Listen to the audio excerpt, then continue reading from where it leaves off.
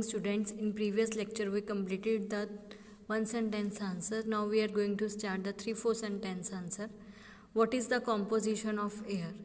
Air composition बताना है air का. Air में क्या क्या present होता है. Air is a mixture of nitrogen 78%, oxygen 21%, carbon dioxide, water vapor and few other gases 1%, and some other particles may also be present in it. कुछ dust particles भी इसमें present होते हैं. Air is a mixture of nitrogen 78%, oxygen 21%, carbon dioxide and water vapor and a few other gases 1%. Some dust particles may also be present in it. Right ये था air का composition. Air में क्या क्या present होता है. Oxygen, carbon dioxide, other gases उसका वो क्या 1% ही होते हैं. क्लियर.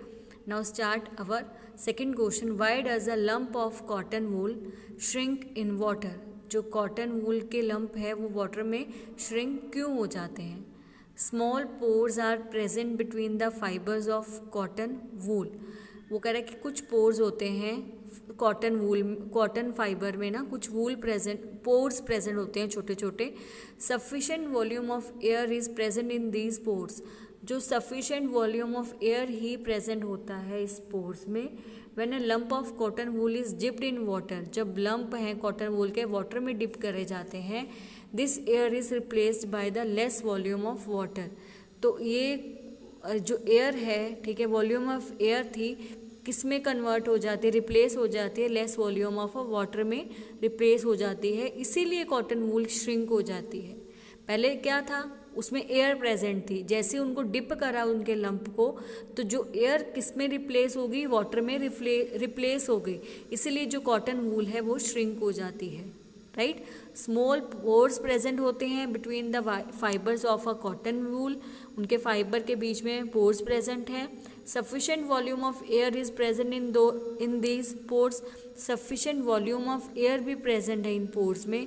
पर जब ए lump of cotton wool is dipped in water, जब वाटर में उनको डिप करा जाता है, तब जो एयर होती है वो रिप्लेस हो जाती है less volume of a water. So the cotton wool shrinks. इसीलिए जो कॉटन वूल है वो श्रिंक हो जाते हैं. क्लियर. फिर नेक्स्ट है what is a wind. Wind किसको बोलते हैं. Give the examples of activities that make us feel the presence of a wind. अब कुछ एक्टिविटीज़ बतानी है जिससे हमें पता चले कि विंड प्रेजेंट है.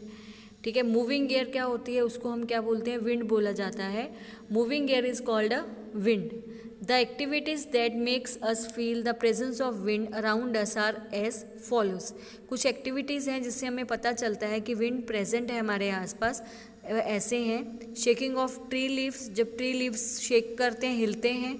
Fluttering of a flag on the temple. जब फ्लैग फ्लटरिंग करता है, हिलता है टेम्पल में.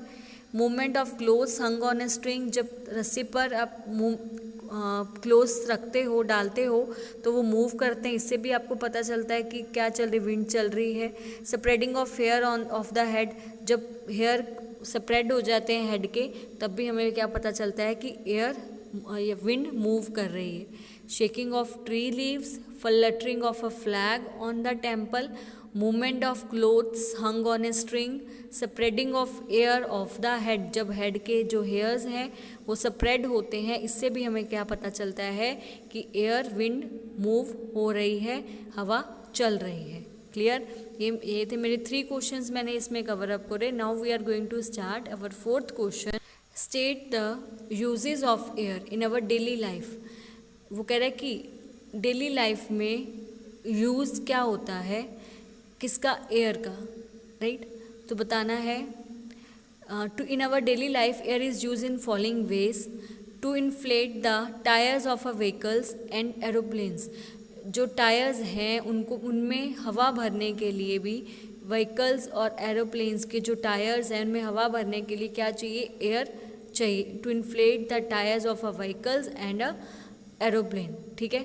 तभी वो व्हीकल और एरोप्लेन के जो टायर्स हैं सही से चलेंगे, अदरवाइज़ वो मूव ही नहीं कर पाएंगे यदि उनमें हवा ही नहीं होगी.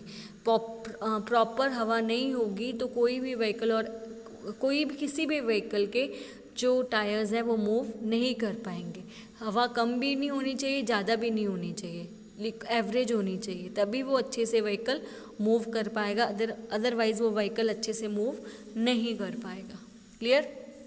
फॉर ड्राइंग क्लोथ्स को ड्राई करवाने के लिए भी, ड्राई करने के लिए, सूखा करने के लिए भी क्लोथ्स को क्या चाहिए, हमें एयर चाहिए, अदरवाइज कपड़े सूखेंगे ही नहीं। फॉर ड्राइंग अ क्लोथ्स को, उनको हवा ही नहीं होगी तो क्लोथ क्या है, ड्राई ही नहीं होंगे। ओके।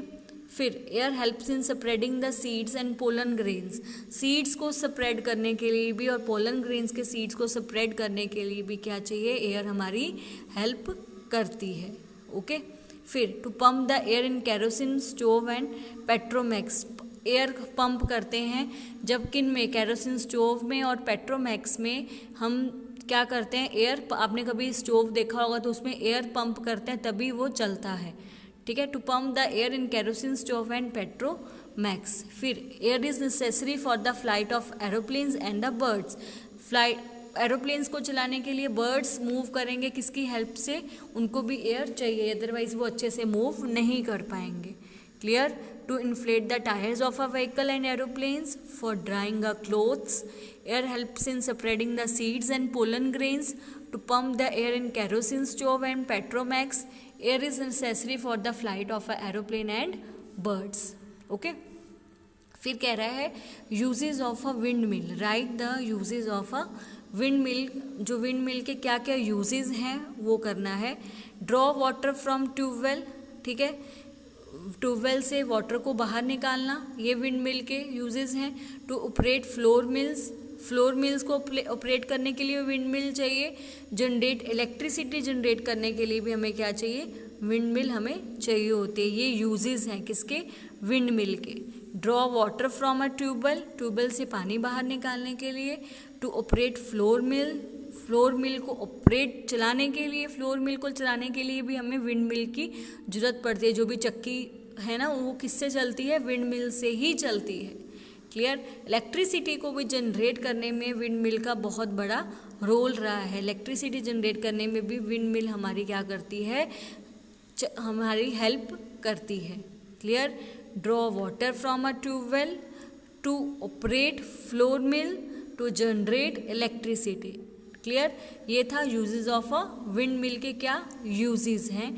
इसमें हमने पहले पढ़ा कि एयर का क्या यूजेस है हमारे डेली लाइफ में, वो भी मैं आपको पता चल गया। इसके जो तुम खुद अपनी लैंग्वेज में भी लिख सकते हो कि क्या क्या यूजेस हैं डेली लाइफ में एयर का। फिर विंड मिल में इसका क्या यूजेस हैं वो भी आप अच्छे से इसको अपनी लैंग्वेज में भी आप इसको लिख सकते हो। आज का टॉपिक मेरा यहाँ पे फिनिश्ड होता है। नेक्स्ट हम नेक्स्ट वीडियो में शुरू करेंगे।